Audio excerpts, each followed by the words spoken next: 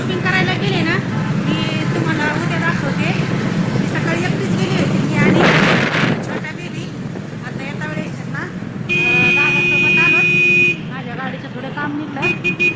मालकाने स्कूटी घेतली गॅरेजला आधी काम करायला आणि आम्हाला त्यांनी बुलेट दिली.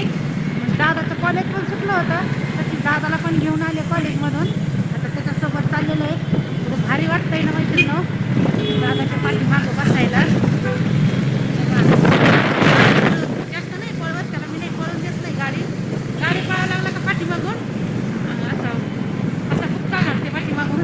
त्याच्यापेक्षा स्पीड कमी होतं लगेच ब्रेक दाबते. असं केलं का ब्रेक दाबतं. चला मैत्रिणी तुम्ही म्हणताल ही बाई कोण आहे एकदम खूप मैत्रीण आहे पावसाळी ऊन लागतंय ना म्हणून मी एवढी पॅक करून गेलेली आहे.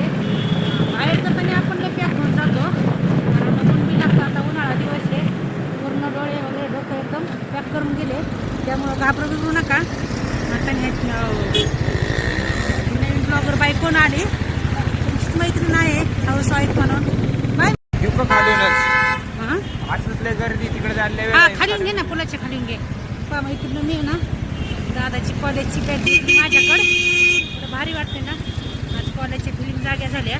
आपण काय कॉलेज बिगेज केलं नाही आहे आपण असंच बाहेरून कॉलेज केलं आहे पण आता वाटतं खरं कॉलेजला गेल्यासारखं मस्त शाप वगैरे जीन्स वगैरे घातली त्याच्यामुळे वाटतं मी पण कॉलेजवरून आले आज.